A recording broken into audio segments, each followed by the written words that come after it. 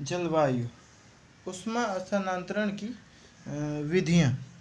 विकिरण, ऊष्मा स्थानांतरण की वह विधि जिसके द्वारा निर्वात में भी ऊष्मा का स्थानांतरण संभव होता है, इसे ही विकिरण कहते हैं। जैसे सौर विकिरण, सूर्य के द्वारा ऊष्मा का स्थानांतरण विकिरण के रूप में होता है।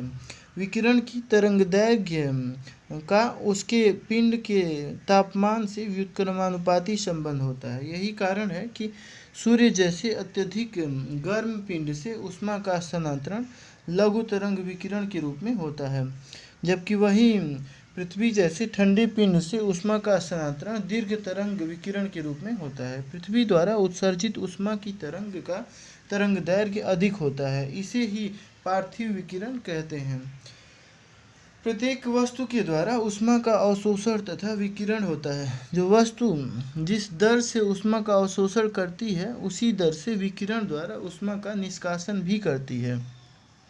चालन, कणों के विस्थापन की अनुपस्थिति में संपर्क विधि द्वारा ऊष्मा के स्थानांतरण को चालन कहते हैं।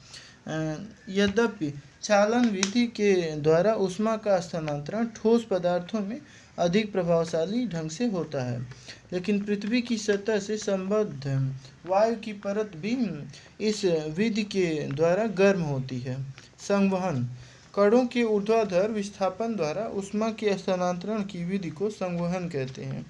द्रव तथा गैसीय पदार्थों में ऊष्मा का स्थानांतरण इस विधि के द्वारा होता है।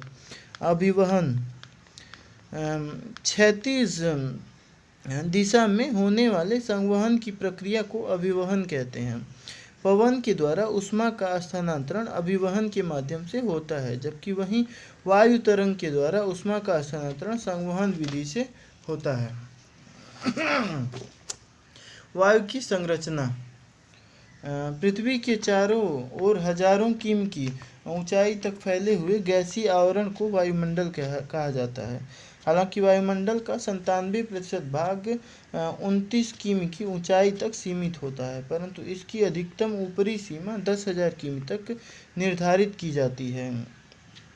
वायुमंडलीय परतें सूर्य से प्राप्त होने वाली सौर ऊर्जा तथा पृथ्वी द्वारा निष्कासित ऊष्मा में एक संतुलन स्थापित कर पृथ्वी के औसत तापमान को समायोजित करती है। वायुमंडल में अनेक गैसों का मिश्रण पाया जाता है, जो कि निम्नलिखित है। गैस आयतन का प्रतिशत: nitrogen 78.8%, oxygen 20.24%, argon 0.93%, carbon dioxide 0.03%, neon 0.018%, helium 0.0005%, ozone 0.00006%। Note: सूर्य के प्रकाश, radio wave, microwave, infrared wave, दृश्य प्रकाश, ultraviolet rays, X rays, gamma किरण, तरंगदैर्घ्य, आवृत्ति। वायु में भार, तरंगदैर्घ्य कम होता है, आवृत्ति अधिक होती है सूर्य के प्रकाश में। वायु में भार होता है एवं भूसतह पर इसका जो दबाव पड़ता है उसे वायुदाब कहते हैं। इसे मिलीबार में मापते हैं। ऑक्सीजन गैस ज्वलनशील प्रभाव निर्मित करती है, किंतु नाइट्रोजन गैस ऑक्सीजन को डिल्यूट बनाकर उसकी प्रज्वलन क्षमता को नियंत्रित करती है।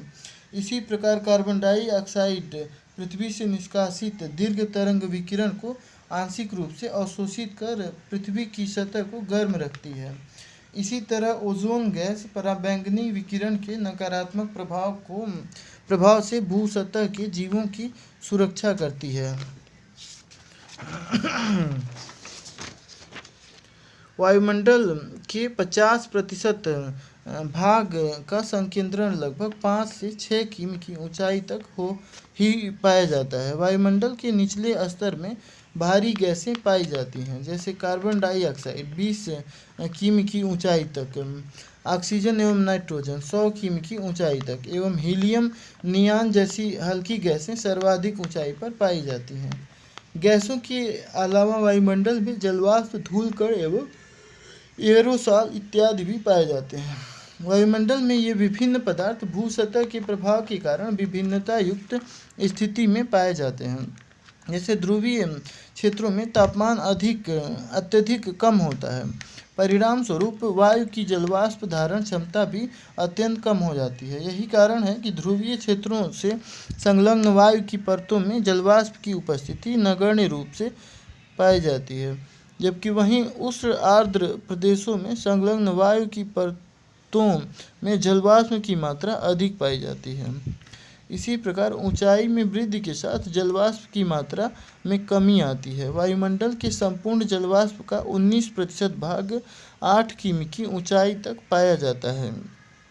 इसी तरह धूल, धुआं एवं नमक के कण जलवाष्प को आकृष्ट करने के कारण आर्द्रताग्राही नाभिक की तरह कार्य करते हैं, जिनके चारों तरफ संघनन के कारण जलबूंदों का निर्माण होता है। इसी तरह धूल कण सूर्य से आने वाली किरणों के प्रकीर्णन का कार्य करते हैं, जिसके कारण आकाश का रंग नीला दिखाई देता है।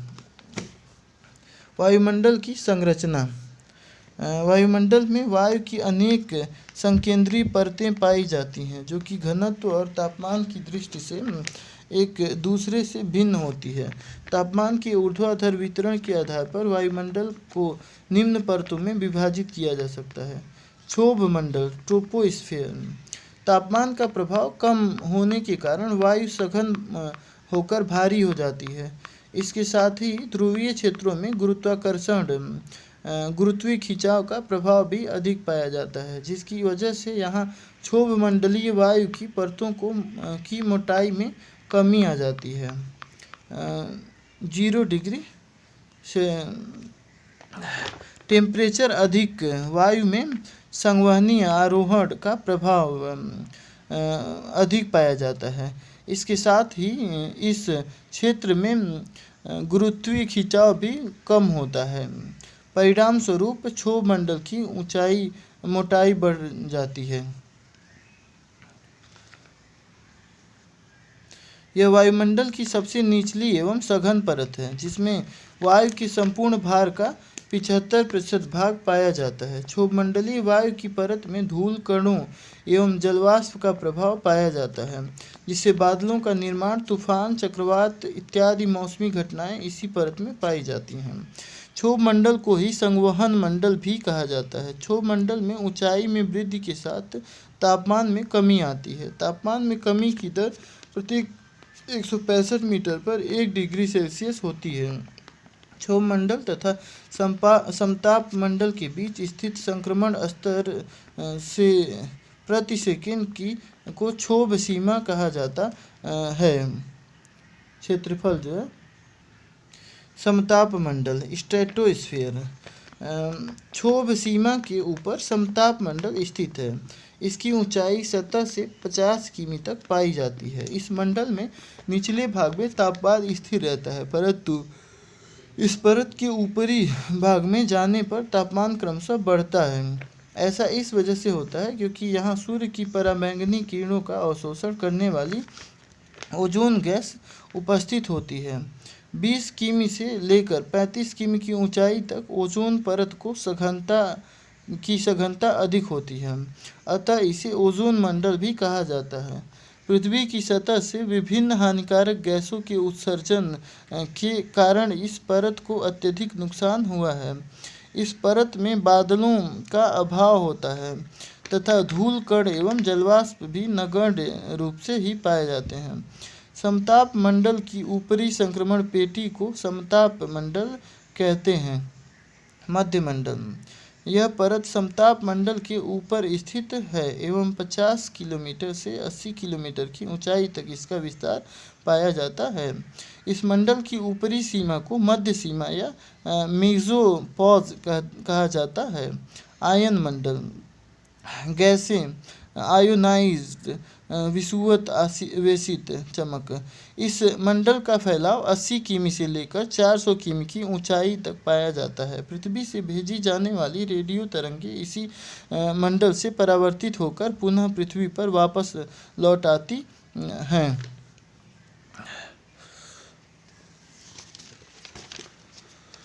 इस मंडल में वायु विद्युत आवेशित होती है, अतः इस मंडल में वायु के कण विद्युत विसर्जन के कारण चमकने लगते हैं। इस प्रकार का प्रकाश मुख्यतः पृथ्वी के चुंबकीय ध्रुवों पर ही पाया जाता है।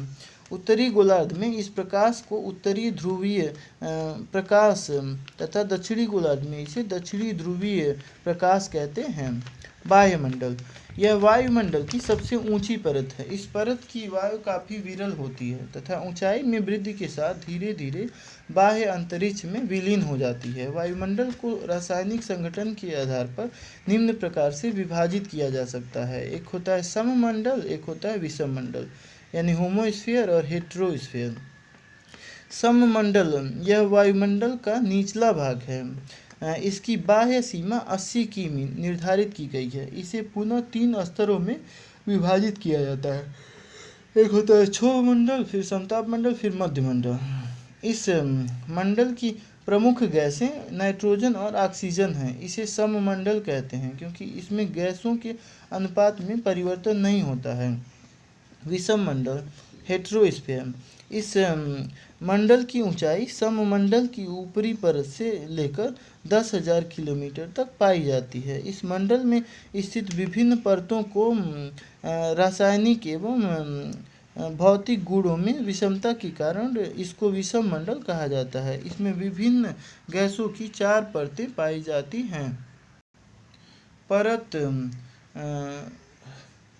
आणविक नाइट्रोजन की परत, विस्तार 90 से 200 किलोमीटर। आणविक ऑक्सीजन की परत 200 किमी से 1100 किमी। हीलियम की परत 1100 किमी से 3500 किमी। आणविक हाइड्रोजन परत 3500 से 10,000 किमी।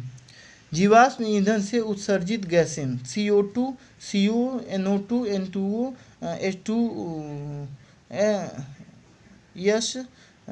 SO2, सल्फर डाइऑक्साइड प्लस जलवाष्प H2SO4, वर्षा का जल 7.2 से 7.5 तक, CFC गैस, क्लोरोफ्लोरोकार्बन,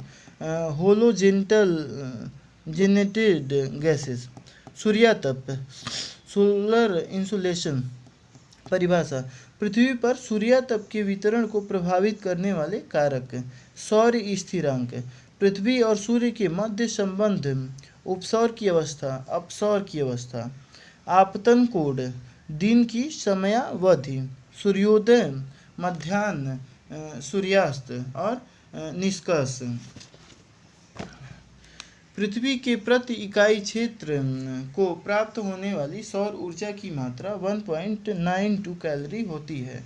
इसे ही सौर स्थिरांक कहते हैं। 1.92 कैलोरी सौर स्थिरांक, यहाँ 10 सेंटीमीटर।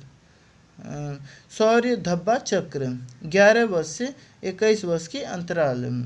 सौर स्थिरांक में 2% का विक्षोभ उत्पन्न होता है। परिणाम स्वरूप सतह को प्राप्त होने वाली सौर ऊर्जा की मात्रा में परिवर्तन। एल्बिडो, परावर्तिता गुणांक, पृथ्वी द्वारा परावर्तित सौर ऊर्जा एवं कुल प्राप्त सौर ऊर्जा के अनुपात को एल्बिडो कहते हैं। 35/100 यानी कि 0.35। पृथ्वी के एल्बिडो को प्रतिशत में प्रदर्शित करने पर 35% होता है। पृथ्वी का औसत परावर्तिता गुणांक 35% है।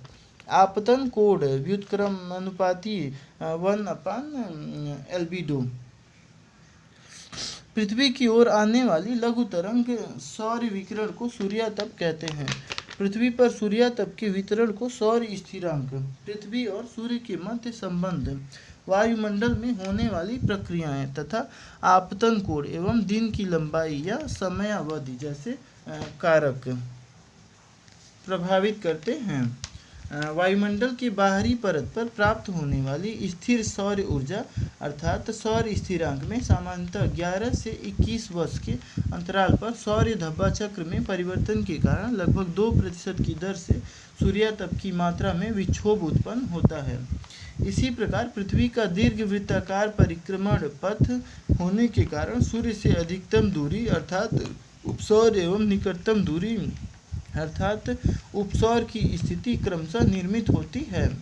अपसौर के समय पृथ्वी को सूर्य से लगभग 7% कम सौर ऊर्जा प्राप्त होती है, जबकि वहीं उपसौर के समय लगभग 7% अधिक सौर ऊर्जा प्राप्त होती है। उपसौर 7%, अपसौर -7, +7% उपसौर और अपसौर में -7%। उपसौर इस समय उत्तरी गोलार्ध की तुलना में दक्षिणी गोलार्ध को अधिक सौर ऊर्जा मिलती है। उत्तरी गोलार्ध में शीत ऋतु की प्रभाव उसी अनुपात में अपेक्षाकृत कम हो जाता है,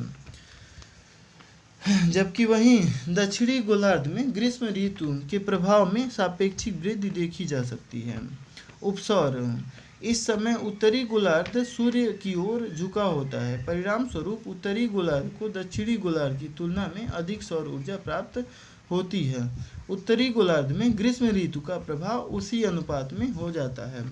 दक्षिणी गोलार्ध में शीत ऋतु का प्रभाव सापेक्षिक रूप से उसी अनुपात में अधिक हो जाता है। सूर्यातप के वितरण को प्रभावित करने वाले कारकों में आपतन कोण सबसे महत्वपूर्ण कारक है, जिसका पृथ्वी की सतह को प्राप्त होने वाली सौर ऊर्जा में से समानुपातिक संबंध होता है। आपतन कोण व्युत्क्रमानुपाती होता है सतह को प्राप्त होने वाली सौर ऊर्जा की मात्रा से। टेम्परेचर HL टेम्परेचर इधर जाने पे बढ़ जाता है और इधर कम होता है, इधर कम होता है। आपतन कोण नीचे जाता है, एल्बिडो ऊपर जाता है, मतलब आपतन कोण कम हो जाता है, एल्बिडो बढ़ जाता है। सतह को प्राप्त होने वाली ऊर्जा कम हो जाती है, सतह का तापमान भी कम हो जाता है। वायुमंडलीय प्रक्रियाओं का व्युत्क्रमानुपाती होता है 1/, सतह को प्राप्त होने वाली सौर ऊर्जा की मात्रा। आपतन कोण व्युत्क्रमानुपाती होता है 1/, वायुमंडलीय प्रक्रियाएं। चूँकि आपतन कोण का वायुमंडल में होने वाली प्रक्रियाओं से संबंध होता है, इसलिए आपतन कोण में कमी के साथ अर्थात सूर्य की किरणों के तिरछेपन में वृद्धि के कारण वायुमंडल में उपस्थित गैसों एवं विभिन्न पदार्थों के द्वारा परावर्तन, प्रकीर्णन एवं अवशोषण अधिक होता है, जिससे सतह को कम सौर ऊर्जा प्राप्त होती है। आपतन कोण में होने वाले परिवर्तन का पृथ्वी के आकार, अक्षांशीय स्थिति, परिक्रमण गति एवं पृथ्वी का अपने अक्ष पर झुकाव के साथ दिन के समय से संबंध होता है।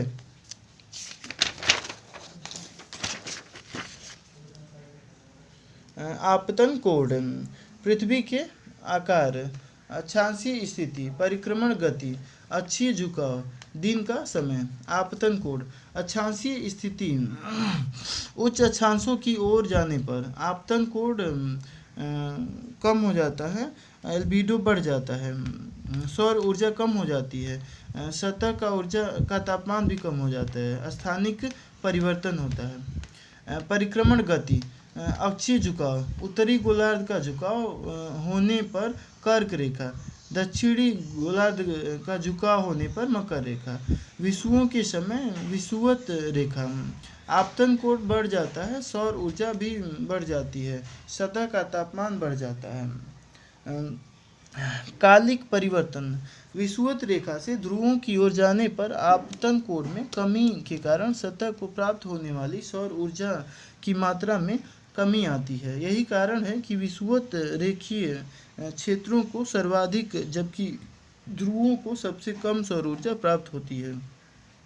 आपतन कोण में स्थानिक परिवर्तन के साथ कालिक परिवर्तन भी होता है, जैसे पृथ्वी की परिक्रमण गति तथा अपने अक्ष पर झुकाव के कारण विषुवों के समय विषुवत रेखा पर, ग्रीष्म अयनांत के समय कर्क रेखा एवं शीत अयनांत के समय मकर रेखा पर आपतन कोण अधिक होने के कारण वर्ष के अन्य समय की तुलना में अधिक सौर ऊर्जा की प्राप्ति होती है।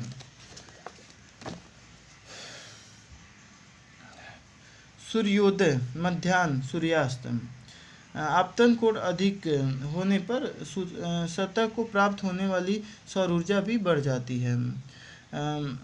सूर्यास्त में आपतन कोण कम होने पे सतह को प्राप्त होने वाली सौर ऊर्जा की मात्रा भी कम हो जाती है। दिन के समय में परिवर्तन के कारण भी आपतन कोण में परिवर्तन होता है। जैसे सूर्योदय से मध्याह्न तक आपतन कोण में वृद्धि के साथ सूर्यास्त की मात्रा में वृद्धि होती है, जबकि मध्याह्न में सूर्यास्त तक आपतन कोण में कमी के साथ सूर्यास्त की मात्रा में कमी आती है। पृथ्वी की परिक्रमण गति तथा अपने अक्ष पर झुकाव के कारण दिन और रात की समयावधि में भी अंतर पाया जाता है। ग्रीष्म अयनांत के समय उत्तरी गोलार्ध में दिन की अवधि अधिक होने के कारण अधिक सौर ऊर्जा की प्राप्ति होती है, जबकि शीत अयनांत के समय दक्षिणी गोलार्ध में दिन की अवधि अधिक होने के कारण अधिक सौर ऊर्जा की प्राप्ति होती है। इस प्रकार सूर्यातप के वितरण को प्रभावित करने वाले विभिन्न कारकों के सम्मिलित प्रभाव से पृथ्वी पर सूर्यातप के वितरण में स्थानिक तथा कालिक विभिन्नता पाई जाती है, जो पृथ्वी पर तापमान के वितरण में विभिन्नता के लिए प्रमुख रूप से एक उत्तरदायी कारक है। ऊष्मा budget 100 unit, albedo 35%, 35 units, 27 unit बादलों द्वारा, 6 यूनिट वायुमंडल द्वारा, 2 यूनिट हिमाच्छादित सतह द्वारा और 65 यूनिट SWR यानी कि 14 यूनिट वायुमंडल द्वारा अवशोषित कर लिया गया SWR और 51 यूनिट भू सतह द्वारा अवशोषित कर लिया गया। 34 यूनिट का अवशोषण प्रत्यक्ष रूप से भूसतह द्वारा किया जाता है और 17 यूनिट का अवशोषण अप्रत्यक्ष अर्थात वायुमंडल से भूसतह को प्राप्त होता है। इसी प्रकार ऊष्मा निष्कासन की प्रक्रिया में कुल अवशोषित इकाइयों का निष्कासन होता है। पृथ्वी के द्वारा इन अवशोषित इकाइयों का निष्कासन दीर्घ तरंग विकिरण के रूप में होता है। कुल अवशोषित इकाइयाँ 51 यूनिट, 17 यूनिट सीधे अंतरिक्ष में निष्कासित कर दी जाती है LWR, 34 यूनिट पार्थिव विकिरण LWR के रूप में वायुमंडल में पहुंचती है। अंत में वायुमंडल में सौर विकिरण से प्राप्त 14 इकाइयाँ व पार्थिव विकिरण से प्राप्त 34 इकाइयाँ अर्थात कुल 48 यूनिट का अंतरिक्ष में निष्कासन होता है। इस प्रकार भू सतह से अंतरिक्ष में निष्कासित 17 इकाइयाँ SWR तथा वायुमंडल में विकिरण द्वारा निष्कासित 48 इकाइयाँ अर्थात कुल 65 इकाइयों का निष्कासन हो जाता है। SWR 14 और 34 LWR। ऊष्मा बजट की संकल्पना।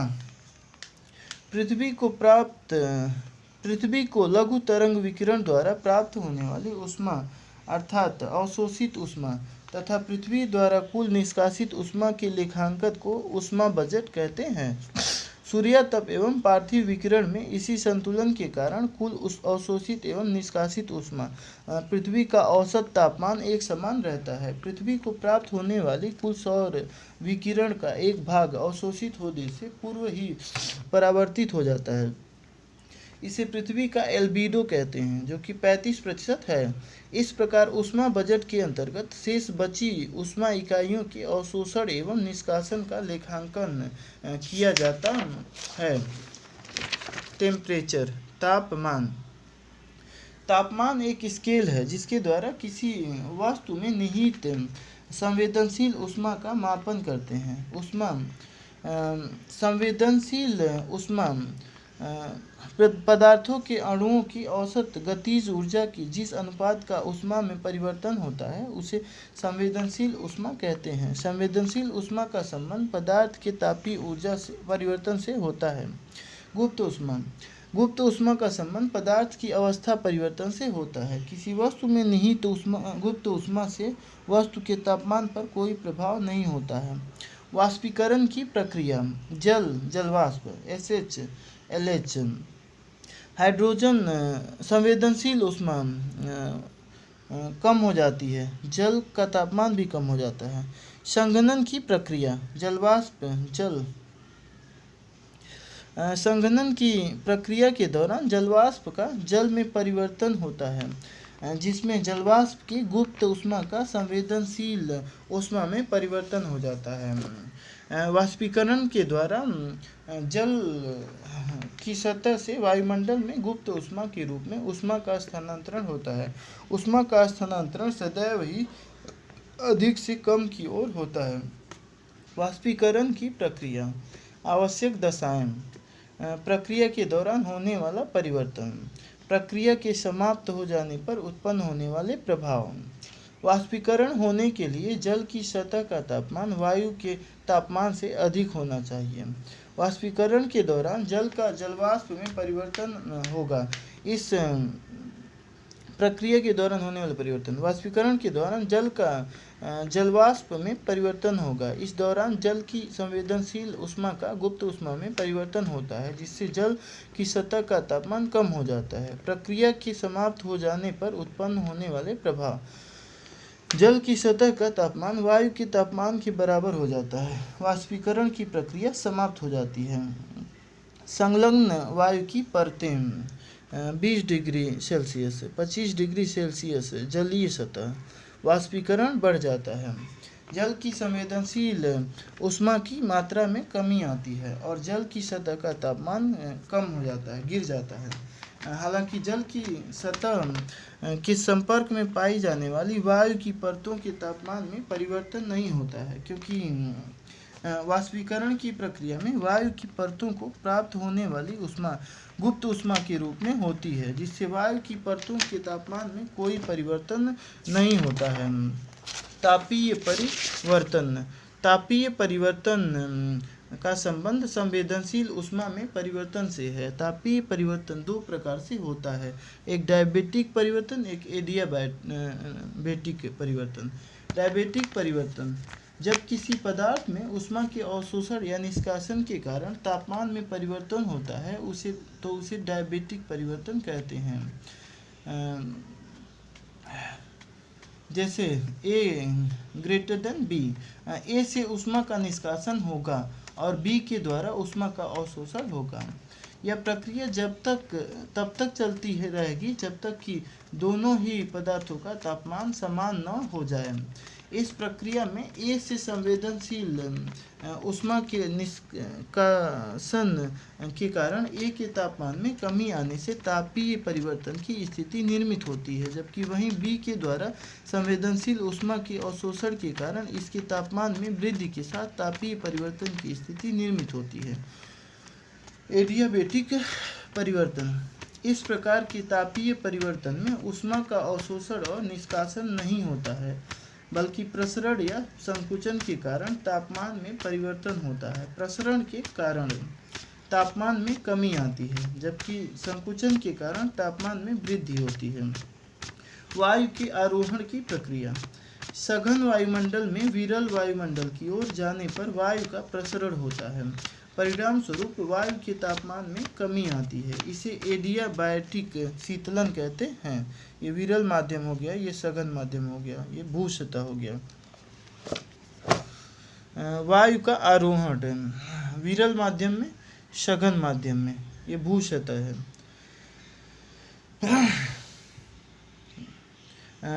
वायु जो है विरल माध्यम से सघन माध्यम की ओर मतलब जाती है। विरल वायुमंडल से सघन वायुमंडल की ओर आने पर वायु में संकुचन होता है। परिणाम स्वरूप वायु का ऊष्मन होने के कारण वायु का तापमान अधिक हो जाता है। इसे एडियाबैटिक ऊष्मन कहते हैं।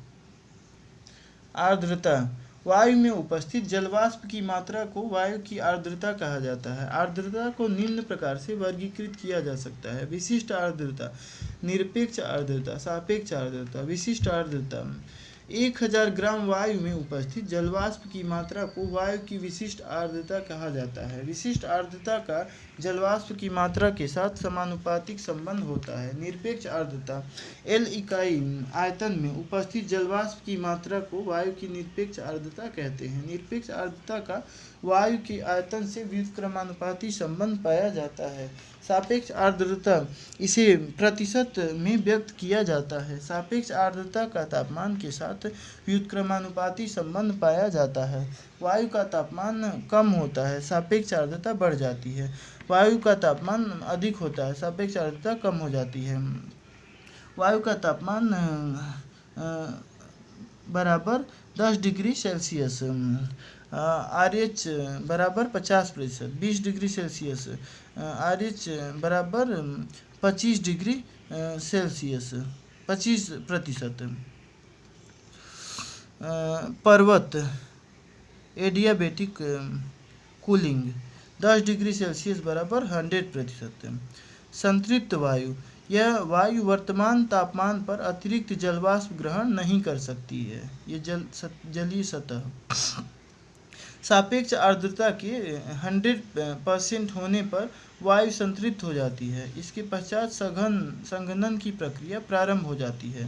संघनन के लिए यह आवश्यक है कि वायु की सापेक्ष आर्द्रता 100% हो, अर्थात वायु संतृप्त है। तापमान परिभाषा। तापमान का जलवायु से संबंध। तापमान के क्षैतिज वितरण को प्रभावित करने वाले कारक: सूर्यातप की मात्रा, पृथ्वी की सतह, जलीय सतह, स्थलीय सतह, पर्वतीय क्षेत्र, जलवाष्प की मात्रा, ढाल की अभिमुखता, महासागरीय जलधाराएं और प्रचलित पवन का प्रभाव। तापमान का ऊर्ध्वाधर वितरण, वायुमंडलीय स्थिरता की दशा, NTLR, वायुमंडलीय अस्थिरता की दशा। तापमान किसी वस्तु में निहित व संवेदनशील ऊष्मा का मापक है, जिसका संबंध किसी पदार्थ के अणुओं की गतिज ऊर्जा के उस अनुपात से है जिसके परिवर्तन के कारण ऊष्मा में वृद्धि होती है। किसी भी स्थान की जलवायु दशाओं को प्रभावित करने वाले कारकों में तापमान सबसे महत्वपूर्ण कारक है, जो कि प्रत्यक्ष या अप्रत्यक्ष रूप से अन्य कारकों को प्रभावित करता है। पृथ्वी पर ऊष्मा का मुख्य स्रोत सौर ऊर्जा होने के कारण किसी स्थान के तापमान का संबंध प्रति इकाई क्षेत्र में प्राप्त होने वाली सौर ऊर्जा की मात्रा से है। चूँकि किसी भी क्षेत्र में प्राप्त होने वाली सौर ऊर्जा की मात्रा का संबंध आपतन कोण से होता है। अतः आपतन कोण की भूमिका किसी क्षेत्र विशेष के तापमान के निर्धारण में महत्वपूर्ण होती है। आपतन कोण का संबंध अक्षांशीय स्थिति, परिक्रमण गति, पृथ्वी के अक्षीय झुकाव एवं दिन के समय होता है। यही कारण है कि निम्न अक्षांशों से उच्च अक्षांशों की ओर जाने पर आपतन कोण में कमी के साथ औसत वार्षिक तापमान में कमी पाई जाती है। इसी प्रकार आपतन कोण में कमी के साथ औसत वार्षिक तापमान में कमी पाई जाती है। इसी प्रकार आपतन कोण में कालिक परिवर्तन के साथ तापमान में भी परिवर्तन होता है। जैसे विषुवत रेखा पर विषुवों के समय, कर्क रेखा पर ग्रीष्म अयनांत के समय एवं मकर रेखा पर शीत अयनांत के समय अन्य समय की अपेक्षा आपतन कोण अधिक होने के कारण तापमान औसत से अधिक होता है। इसी प्रकार किसी स्थान पर आपतन कोण में दैनिक परिवर्तन भी तापमान के दैनिक अंतर के लिए उत्तरदायी होता है। इसी प्रकार अक्षांशीय स्थिति भी पृथ्वी की सतह पर तापमान के वितरण को प्रभावित करने वाला एक महत्वपूर्ण कारक है, क्योंकि अक्षांश रेखाओं के आधार पर ही पृथ्वी की सतह पर समताप रेखाओं को पश्चिम से पूर्व दिशा में खींचा जाता है। लेकिन यदि अक्षांशीय स्थिति तापमान के वितरण को प्रभावित करने वाला एकमात्र कारक होता तो समताप रेखाएं अक्षांश रेखाओं के समानांतर होती हैं, जबकि वास्तव में ऐसा नहीं है।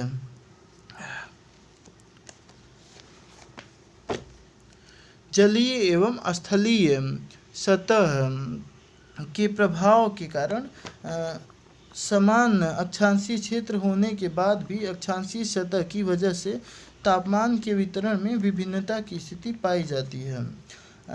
यही कारण है कि समताप रेखाओं का अक्षांश रेखाओं से विचलन हो जाता है, जिससे यह स्पष्ट होता है कि अक्षांशीय स्थिति के अतिरिक्त अन्य कारक भी तापमान के वितरण को प्रभावित करते हैं। विशिष्ट ऊष्मा किसी पदार्थ के तापमान को 1 डिग्री सेल्सियस बढ़ाने में प्रयुक्त होने वाली ऊष्मा उस पदार्थ को विशिष्ट ऊष्मा कहलाती है। पदार्थ की उस विशिष्ट ऊष्मा कहलाती है। विशिष्ट ऊष्मा व्युत्क्रमानुपाती होती है 1/, ऊष्मन की दर के। विशिष्ट ऊष्मा व्युत्क्रमानुपाती होती है 1/, शीतलन की दर के। पृथ्वी की सतह असमांगी सतह, जलीय सतह, विशिष्ट ऊष्मा बढ़ जाती है स्थल की तुलना में। यही कारण है कि जल का ऊष्मन और शीतलन अत्यंत धीमी गति से होता है। स्थलीय सतह विशिष्ट ऊष्मा कम हो जाती है जल की तुलना में। स्थल का ऊष्मन और शीतलन जल की तुलना में तीव्र गति से होता है।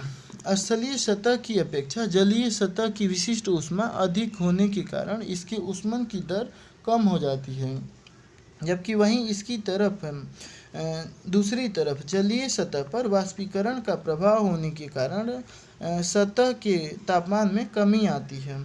यही कारण है कि एक ही अक्षांशीय प्रदेश में अवस्थित जलीय सतह तथा स्थलीय सतह के तापमान में अंतर पाया जाता है। स्थलीय सतह की अपेक्षा जलीय सतह का औसत तापमान कम होता है। जलवाष्प की मात्रा या बादल और ये जलवाष्प की मात्रा बढ़ जाती है। दिन के समय ऊष्मन की दर कम हो जाती है, रात के समय शीतलन की दर कम हो जाती है। जलवाष्प की मात्रा व्युत्क्रमानुपाती होती है 1/, सतह के ऊष्मन एवं शीतलन की दर। जलवाष्प की मात्रा व्युत्क्रमानुपाती होती है 1/, दैनिक तापांतर। वायुमंडल में उपस्थित जलवाष्प की मात्रा भी किसी स्थान के ऊष्मन एवं शीतलन की दर को प्रभावित करती है। चूँकि जलवाष्प के द्वारा सौर विकिरण का परावर्तन तथा अवशोषण होता है, इसलिए वायु में जहाँ जलवाष्प की मात्रा अधिक होती है वहाँ सतह को सूर्य ऊर्जा कम प्राप्त होने के कारण ऊष्मन की दर में कमी आती है, जबकि इसके विपरीत रात के समय जलवाष्प के द्वारा सतह से निष्कासित दीर्घ ऊर्जा विकिरण का अवशोषण होने के कारण शीतलन की दर में कमी आती है। यही कारण है कि वायुमंडलीय आर्द्रता अधिक होने की वजह से दिन और रात के तापमान में अंतर कम हो जाता है। ये 90 डिग्री नॉर्थ, ये 90 डिग्री साउथ और ये भूमध्य सागरीय एरिया। औसत वार्षिक तापमान बढ़ जाता है, वायुमंडलीय आर्द्रता बढ़ जाती है। दिन के समय का तापमान 38 डिग्री सेल्सियस होता है नॉर्थ पोल पे, साउथ पोल पे रात की 38 डिग्री और रात के समय का तापमान 36 डिग्री सेल्सियस होता है। दैनिक तापांतर नगण्य रूप में पाया जाता है। विषुवत रेखीय प्रदेश में अधिक सौर ऊर्जा की प्राप्ति होने पर भी वायु की आर्द्रता सर्वाधिक होने के कारण दैनिक तापांतर नगण्य रूप से पाया जाता है। इसी प्रकार मरुस्थलीय प्रदेशों में वायु के शुष्क होने के कारण दैनिक तापांतर अधिक हो जाता है। यहाँ तक कि एक ही अक्षांशीय प्रदेश में तट से दूरी बढ़ने के साथ जलवाष्प की मात्रा में कमी के कारण दैनिक तापांतर में वृद्धि हो जाती है। अतः यह कहा जा सकता है कि जहाँ स्थलीय प्रभाव की अधिकता होगी वहाँ दैनिक तापांतर में वृद्धि होती है। ऊंचाई में वृद्धि के साथ गैसीय सघनता, पर्वतीय क्षेत्र गुरुत्वाकर्षण बढ़ जाता है, गैसीय सघनता कम हो जाती है, वायु में उपस्थित गैसों की मात्रा भी कम हो जाती है और कार्बन डाइऑक्साइड जलवाष्प भी कम। ऊंचाई में वृद्धि के साथ गुरुत्वाकर्षण के प्रभाव में कमी के कारण वायु की सघनता अर्थात कार्बन डाइऑक्साइड एवं जलवाष्प की मात्रा इत्यादि में भी कमी आती है। कार्बन डाइऑक्साइड के द्वारा दीर्घ तरंग विकिरण का अवशोषण किया जाता है, जबकि वहीं जलवाष्प के द्वारा लघु तरंग विकिरण तथा दीर्घ तरंग विकिरण दोनों का अवशोषण किया जाता है, इसलिए अधिक ऊंचाई पर इनकी मात्रा कम होने के कारण वायु के तापमान में कमी आ जाती है।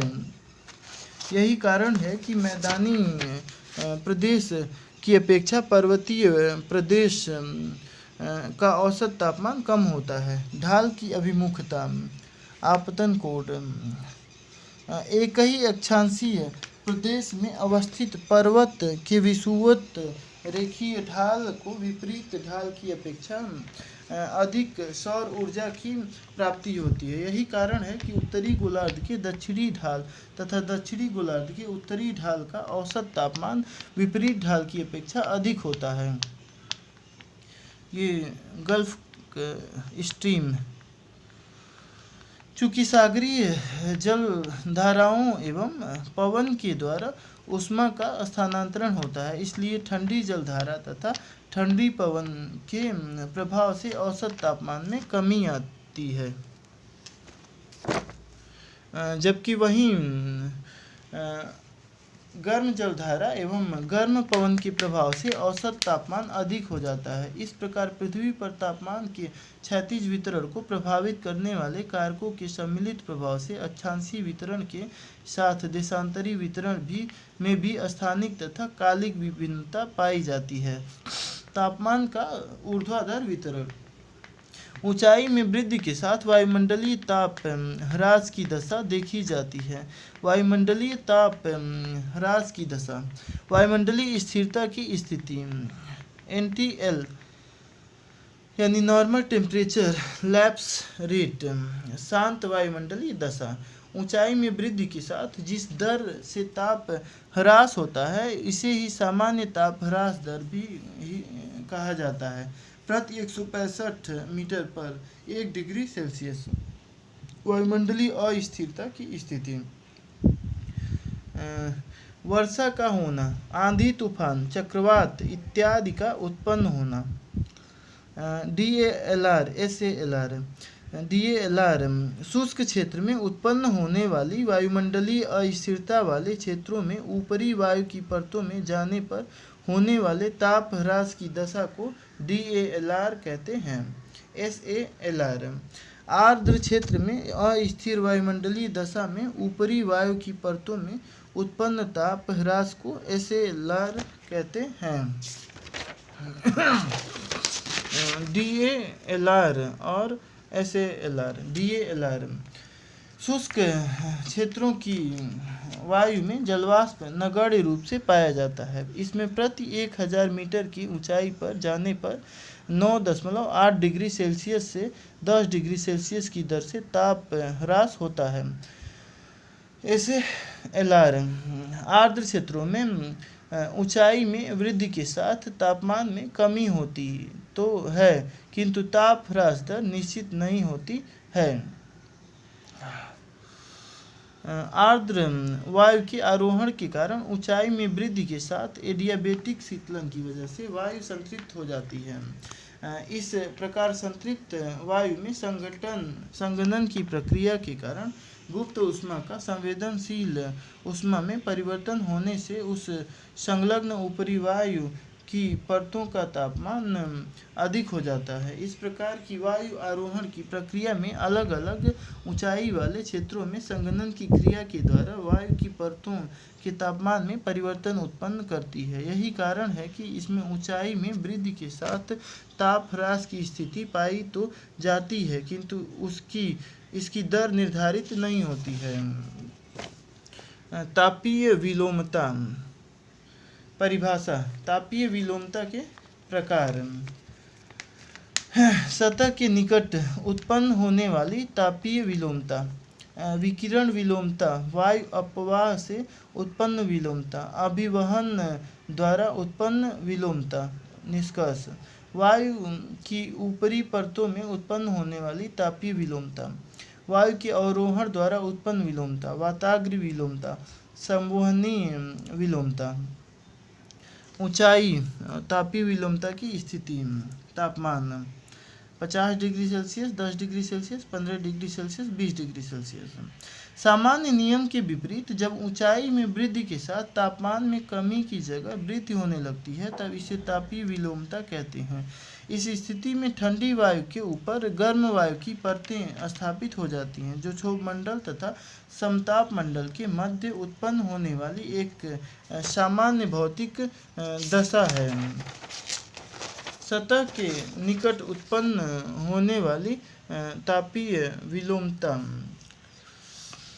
शीतकाल, लंबी रातें, वायु में जलवाष्प की मात्रा नगण्य हो जाती है। विकिरण आधारित तापीय विलोमता 10 degree Celsius, 20 degree Celsius, 15 degree Celsius, 10 degree से 15 डिग्री सेल्सियस, 20 डिग्री सेल्सियस।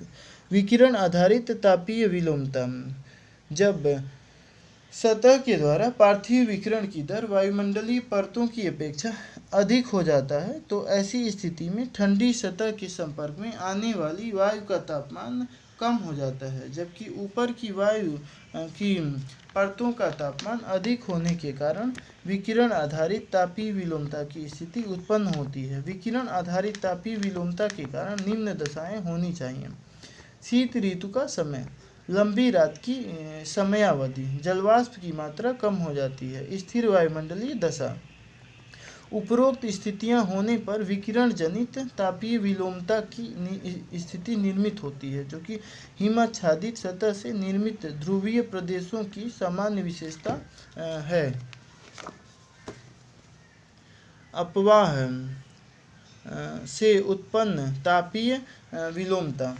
जब पर्वतीय प्रदेश में शिखर पर पार्थिव विकिरण की दर अधिक होने के कारण वायु ठंडी होने लगती है तो कम तापमान वाली यह भारी वायु घाटी में प्रवेश कर जाती है एवं गर्म वायु को ऊपर की ओर विस्थापित करने के साथ स्वयं नीचे की ओर सतह पर बैठती है, जिसकी वजह से अपवाह आधारित तापीय विलोमता की स्थिति उत्पन्न हो जाती है।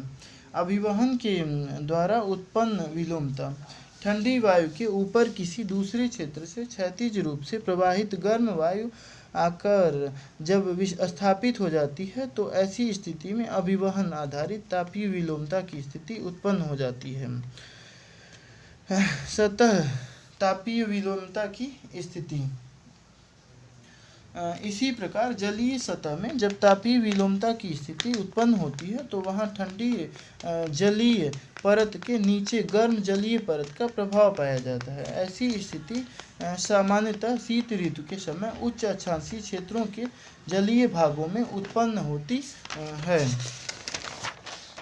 यहाँ जल की सबसे ऊपरी परत का तापमान 0 डिग्री सेल्सियस से भी नीचे होने के कारण यह हिम में परिवर्तित हो जाती है, जबकि वहीं नीचे के जलीय परतों का तापमान लगभग 4 डिग्री सेल्सियस तक पाया जाता है। इस प्रकार इन जलीय क्षेत्रों में अभिवहन आधारित तापीय विलोमता का प्रभाव देखा जा सकता है। इसी प्रकार महासागरों में गर्म जलीय सतह के ऊपर ठंडी जलधारा का प्रभाव उत्पन्न होता है तो ऐसी स्थिति में भी अभिवहन आधारित तापीय विलोमता की स्थिति उत्पन्न हो जाती है। जैसे सेंट लॉरेंस की खाड़ी में गल्फ स्ट्रीम के प्रभाव से निर्मित गर्म जलीय सतह के ऊपर लेब्राडोर ठंडी जलधारा का प्रभाव उत्पन्न होने के कारण अभिवहन आधारित तापीय विलोमता की स्थिति उत्पन्न हो जाती है। वायुमंडलीय ऊपरी परतों में उत्पन्न होने वाली तापीय विलोमता संबंधी स्थितियों को निम्न प्रकार से वर्गीकृत किया जा सकता है। अवरोहण द्वारा उत्पन्न तापीय विलोमता, वाताग्रीय तापीय विलोमता, संवहनीय तापीय विलोमता। अवरोहण द्वारा उत्पन्न तापीय विलोमता विरल सघन।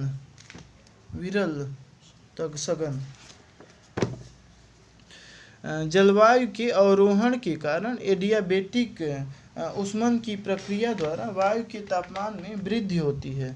तब ऐसी स्थिति में ठंडी वायु की परतों के ऊपर गर्म वायु की परत स्थापित हो जाने से अवरोहण आधारित तापीय विलोमता की स्थिति निर्मित होती है। वाताग्र आधारित तापीय विलोमता।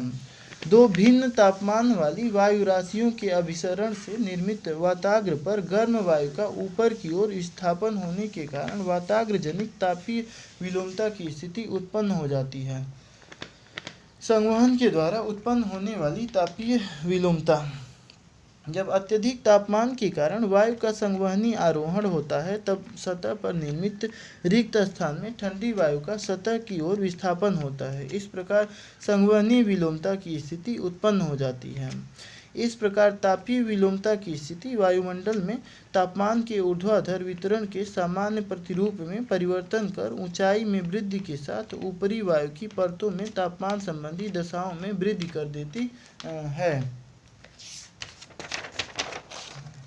तापीय विलोमता का संबंध एक अल्पकालिक वायुमंडलीय दशा से है जिसके निम्नलिखित प्रभाव उत्पन्न होते हैं। वर्षण के लिए प्रतिकूल दशा।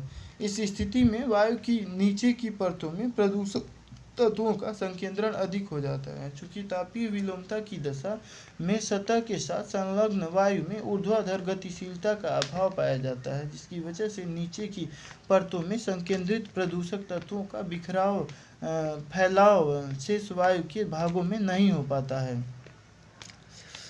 तापीय विलोमता वाले क्षेत्रों में डायबेटिक शीतलन के प्रभाव से कोहरे की स्थिति उत्पन्न होती है। कोहरे के प्रभाव से दृश्यता बाधित होने के कारण परिवहन इत्यादि क्रियाओं के लिए प्रतिकूल प्रभाव उत्पन्न होता है।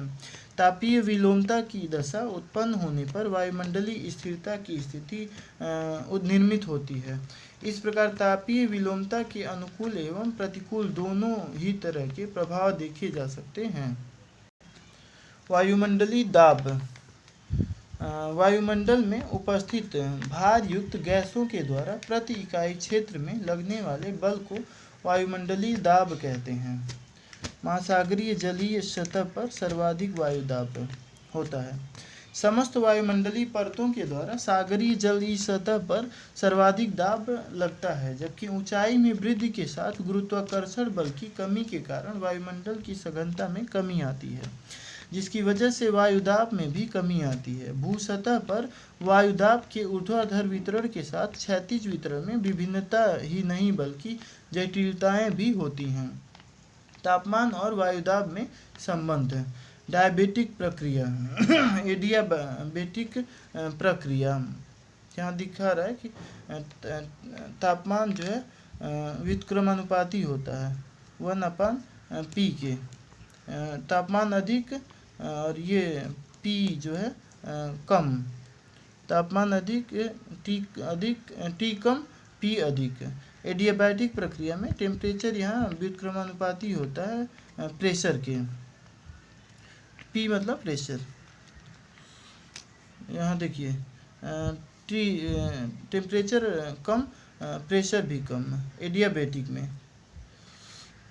टेम्परेचर अधिक और प्रेशर अधिक। वायुदाब का तापमान से अत्यंत घनिष्ठ संबंध होता है। डायबेटिक परिवर्तन के समय तापमान का वायुदाब से व्युत्क्रमानुपाती संबंध होता है। इस परिवर्तन के कारण जब तापमान में वृद्धि से वायु गर्म होकर आरोहित होती है तो सतह पर वायुदाब में कमी आती है, जबकि इसके विपरीत ठंडी वायु का भार अधिक होता है जिससे सतह पर वायुदाब अधिक हो जाता है। लेकिन वहीं एडियाबेटिक तापीय परिवर्तन के समय तापमान का वायुदाब के साथ समानुपातिक संबंध पाया जाता है। जैसे वायु के आरोहण के समय प्रसरण के कारण एडियाबेटिक शीतलन की प्रक्रिया द्वारा वायु के तापमान में कमी आती है, जबकि वहीं वायु के आयतन में वृद्धि के कारण प्रसरण होने की वजह से वायुदाब में भी कमी आती है। इसी प्रकार वायु के आरोहण के समय संकुचन के द्वारा एडियाबेटिक ऊष्मन की प्रक्रिया से वायु के तापमान में वृद्धि के साथ वायुदाब में भी वृद्धि होती है। यदि तापमान वायुदाब के वितरण को प्रभावित करने वाला एकमात्र कारण होता है तो ऐसी स्थिति में विषुवत रेखा से ध्रुवों की ओर जाने पर औसत वार्षिक तापमान में कमी के साथ वायुदाब में वृद्धि होती है, जिससे विषुवत रेखीय क्षेत्र क्षेत्र में अत्यधिक तापमान के कारण निम्न वायुदाब तथा ध्रुवों पर निम्नतम तापमान के कारण उच्च वायुदाब का विकास होता है। अर्थात पृथ्वी की सतह पर एक निम्न वायुदाब तथा दो उच्च वायुदाब की पेटियों का विकास होता है। किंतु पृथ्वी की सतह पर वायुदाब के वितरण के अध्ययन से यह स्पष्ट होता है कि 3 वायुदाब की पेटियों की जगह 4 उच्च वायुदाब तथा 3 भिन्न वायुदाब अर्थात कुल 7 आदर्श वायुदाब की पेटियों का विकास होता है। अतः इससे यह स्पष्ट होता है कि तापमान के अतिरिक्त अन्य कारक भी वायुदाब के वितरण तथा विकास को प्रभावित करते हैं। यहाँ देखिए दिया हुआ है कि ध्रुवों पे लो प्रेशर होता है, जब ध्रुवों से ऊपर की ओर बढ़ेंगे तो हाई प्रेशर होता है, और ध्रुवों से मतलब जब ध्रुवों कह रहा हूँ, जब भूमध्य रेखा से ध्रुवों की ओर बढ़ेंगे तो हाई प्रेशर होगा, और जब ध्रुवों से भूमध्य रेखा की तरफ बढ़ेंगे तो लो प्रेशर होगा। देखिए ध्रुवीय उच्च वायुदाब की पेटी, उपध्रुवीय निम्न वायुदाब की पेटी, उपोष्ण कटिबंधीय उच्च वायुदाब की पेटी और विषुवत रेखी निम्न वायुदाब की पेटी, उपोष्ण कटिबंधीय उच्च वायुदाब की पेटी, उपध्रुवीय निम्न वायुदाब की पेटी, ध्रुवीय उच्च वायुदाब की पेटी। पृथ्वी के घूर्णन के कारण अभिकेंद्रीय प्रभाव, हाई प्रेशर, यहाँ देखिए ध्रुवों पे ये भूमध्य रेखा पे लो प्रेशर, जब उधर बढ़ेंगे तो हाई प्रेशर, उधर से वापस आएंगे तो लो प्रेशर। आदर्श वायुदाब पेटियाँ, पृथ्वी की घूर्णन गति के कारण उत्पन्न अभिकेंद्रीय बल से ऊपर उठने वाली वायु उपोष्ण कटिबंधीय क्षेत्र में अवरोहित होने के बाद पुनः विषुवत रेखा की ओर आती है। इस प्रकार उपोष्ण कटिबंध में वायु के अवरोहण के द्वारा सतह पर वायु की सघनता में वृद्धि से उच्च वायुदाब का विकास होता है, जबकि वहीं उपध्रुवीय क्षेत्र में ध्रुवीय उच्च वायुदाब एवं उपोष्ण कटिबंधीय उच्च वायुदाब से आने वाली वायु के अभिसरण के बाद वाताग्र आरोहण के कारण निम्न वायुदाब का विकास होता है। इस प्रकार उपोष्ण कटिबंधीय उच्च वायुदाब 30 डिग्री नॉर्थ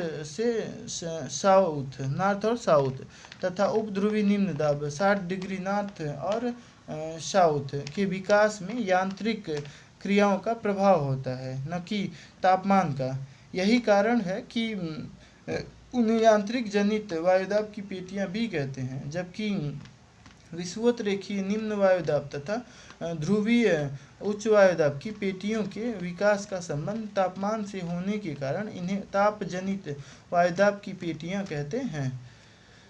यांत्रिक 30 डिग्री नॉर्थ और साउथ में हाई प्रेशर अभिकेंद्रीय बल रहता है, घूर्णन गति, और 60 डिग्री नॉर्थ से साउथ लो प्रेशर वाताग्र आरोहण तापीय प्रवणता। ताप जनित 0 डिग्री लो प्रेशर टेम्परेचर अधिक हो जाता है। 90 डिग्री नॉर्थ और साउथ हाई प्रेशर टेम्परेचर कम। पृथ्वी की सतह पर निम्न वायुदाब तथा उच्च वायुदाब का विकास तापमान के अतिरिक्त अन्य कारकों के प्रभाव से भी होता है। पृथ्वी की सतह पर जहाँ भी निम्न वायुदाब का विकास होता है वहाँ वायु का आरोहण तथा जहाँ भी उच्च वायुदाब का विकास होता है वहाँ वायु का अवरोहण होता है। वायु में उपस्थित जलवाष्प की मात्रा का वायुमंडलीय दाब के साथ व्युत्क्रमानुपाती संबंध होता है। वायु में उपस्थित जलवाष्प की मात्रा भी वायुदाब के वितरण को प्रभावित करने वाला एक कारक है। चूँकि जलवाष्प वायुमंडल में उपस्थित अन्य गैसों की अपेक्षा हल्की होती है, जलवाष्प अधिक वायुदाब कम, इसलिए वायु में जलवाष्प की मात्रा अधिक होने पर वायुदाब कम हो जाता है। समान ऊंचाई पर आर्द्र जलवायु प्रदेश की अपेक्षा शुष्क जलवायु प्रदेश में जलवाष्प की मात्रा कम होने पर वायुदाब अधिक हो जाता है। वायुदाब के मापन में इंच, सेंटीमीटर तथा मिलीबार यानी कि मिलीबार इकाइयों का प्रयोग किया जाता है। वायुदाब बैरोमीटर द्वारा मापा जाता है। बैरोमीटर में पारे की 0.1 इंच की ऊंचाई 3.4 MB के बराबर होती है। बैरोमीटर में पारे का अचानक गिरना तूफानी मौसम तथा पारे का लगातार बढ़ना साफ मौसम का सूचक होता है। इसी प्रकार बैरोमीटर में पारे का पहले गिरना और धीरे धीरे बढ़ना वर्षा की स्थिति को प्रदर्शित करता है। वायुदाब का वितरण, क्षैतिज वितरण, ऊर्ध्वाधर वितरण। क्षैतिज वितरण में वायुदाब के क्षैतिज वितरण को निम्न प्रकार से वर्गीकृत किया जाता है। विषुवत रेखीय निम्न वायुदाब की पेटी, उपोष्ण कटिबंधीय उच्च वायुदाब की पेटी, उपध्रुवीय निम्न वायुदाब की पेटी, ध्रुवीय उच्च वायुदाब की पेटी। ऊर्ध्वाधर वितरण, प्रति 180 मीटर की ऊंचाई पर 3.4 MB की दर से वायुदाब में गिरावट देखी जाती है, किंतु अधिक ऊंचाई पर वायु के हल्के तथा विरल होने के कारण वायुदाब तेजी से कम होता है। विषुवत रेखी निम्न वायुदाब की पेटी, इस पेटी का विस्तार विषुवत रेखा के दोनों ही ओर 5 डिग्री अक्षांशों तक पाया जाता है। यह एक ताप जनित निम्न वायुदाब की पेटी है। यहाँ धरातलीय पवनों का अभाव पाया जाता है।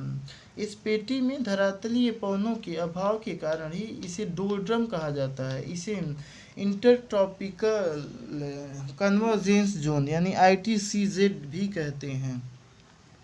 उपोष्ण कटिबंधीय उच्च वायुदाब की पेटी, वायु के अवरोहण के कारण इस उच्च वायुदाब की पेटी का विकास होता है। इस पेटी का संबंध उपोष्ण कटिबंधीय क्षेत्र से होता है। यहाँ यांत्रिक कारकों के प्रभाव से वायु के अवरोहण के कारण इस पेटी का विकास होता है। सतह पर उच्च वायुदाब क्षेत्र विकसित होने के कारण प्रतिचक्रवातीय दशा उत्पन्न हो जाती है। उत्तरी गोलार्ध में प्रशांत महासागरीय क्षेत्र तथा अटलांटिक महासागरीय क्षेत्र में इस पेटी का विकास सर्वाधिक स्पष्ट रूप से होता है। इसी प्रकार दक्षिणी गोलार्ध में महासागरीय सतह के प्रभाव की अधिकता के कारण इस पेटी का विकास उत्तरी गोलार्ध की अपेक्षा अधिक प्रबल रूप से होता है। ग्रीष्म ऋतु, हाई प्रेशर 30 डिग्री। ग्रीष्म ऋतु स्थल की ओर हाई प्रेशर, जल स्थल की ओर हाई प्रेशर कम होता है, जल की ओर हाई प्रेशर अधिक होता है जल में, उत्तरी गोलार्ध में। शीत ऋतु स्थल में हाई प्रेशर बढ़ जाता है, जल में हाई प्रेशर कम हो जाता है। उपध्रुवीय निम्न वायुदाब की पेटी, इस पेटी का विस्तार दोनों ही गोलार्धों में 55 डिग्री से 65 डिग्री अक्षांश के मध्य पाया जाता है। इस पेटी का विकास भी गतिक यांत्रिक कारकों के प्रभाव से होता है। यहाँ पर उपोष्ण कटिबंधीय वायु का ध्रुवीय ठंडी वायु के साथ अभिसरण एवं गर्म वायु का वाताग्रीय आरोहण होने के कारण इस पेटी का विकास होता है। 90 degree north, 65 degree north, 60 degree north, 55 degree north, 30 degree north वाताग्र निर्माण के कारण। ध्रुवीय उच्च दाब की पेटी, इस पेटी का विस्तार ध्रुवों के आसपास होता है। यहाँ वर्ष भर कम तापमान होने के कारण उच्च वायुदाब का विकास होता है। ये सभी पेटियां सूर्य की किरणों के भूसतह के सापेक्ष होने वाले उत्तरायण या दक्षिणायण के साथ उत्तर या दक्षिण की ओर खिसकती है। उत्तरी गोलार्ध में स्थल खंडों की अधिकता होने के कारण इन वायुदाब पेटियों का विकास छोटे छोटे खंडों या कोशिकाओं के रूप में होता है, अर्थात समान अक्षांशीय क्षेत्र में असमांगी सतह का प्रभाव होने के कारण स्थल एवं जल पर पाए जाने वाले वायुदाब में अंतर होता है। यही कारण है कि उत्तरी गोलार्ध में वायुदाब पेटियों का विकास कोशिकाओं के रूप में निर्मित होता है।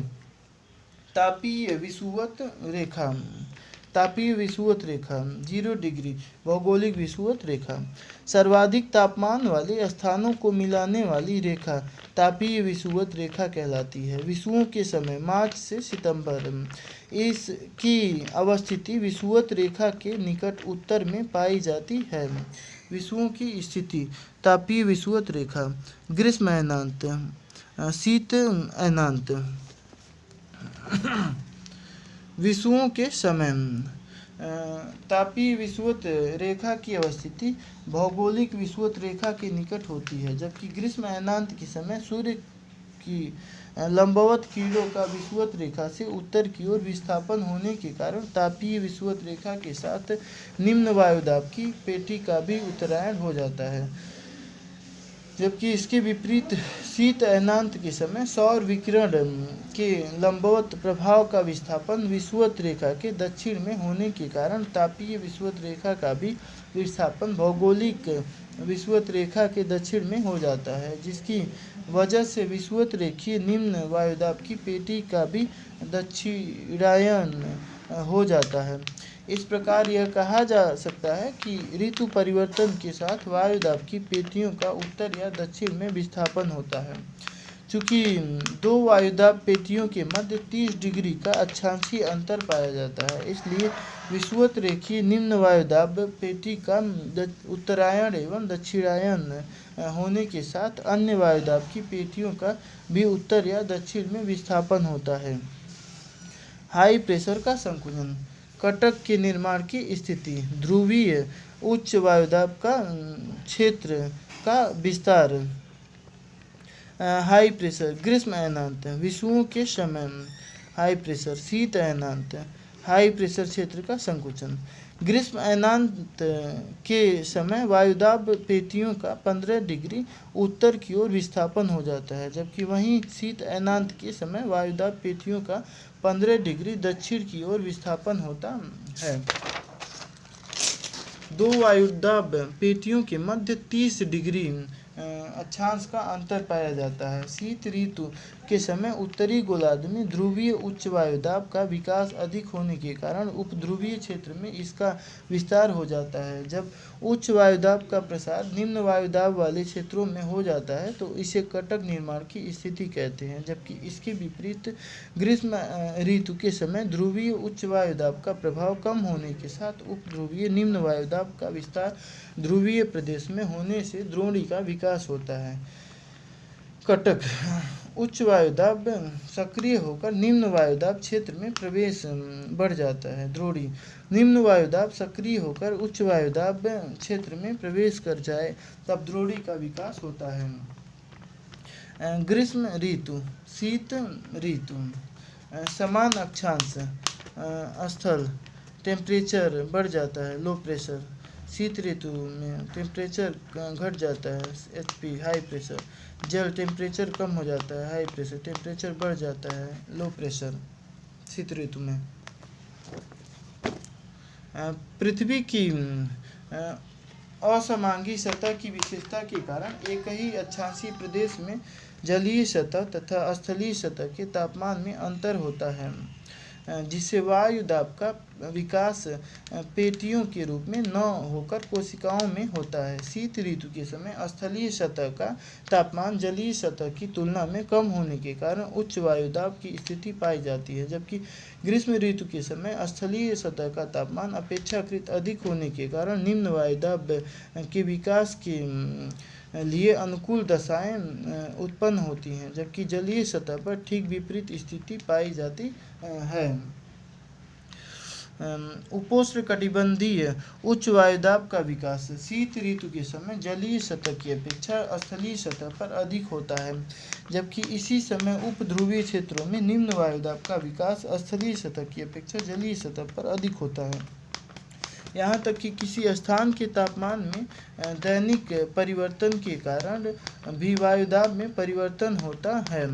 जैसे दिन के समय तापमान में वृद्धि के साथ वायुदाब में कमी, जबकि रात के समय तापमान में कमी के साथ वायुदाब में वृद्धि होती है। इस प्रकार के परिवर्तन का प्रभाव जलीय सतह की अपेक्षा स्थलीय सतह पर अधिक होता है, क्योंकि स्थलीय तीव्र सतह के ऊष्मन एवं शीतलन की दर जलीय सतह की अपेक्षा अधिक तीव्र होती है। इस प्रकार वायुदाब के वितरण को तापमान के अतिरिक्त अन्य कारक भी प्रभावित करते हैं, लेकिन तापमान का प्रभाव सर्वाधिक होता है। पृथ्वी पर तापमान के वितरण से स्थानिक तथा कालिक विभिन्नता होने के कारण ही वायुदाब के वितरण में विभिन्नता की स्थिति देखी जाती है।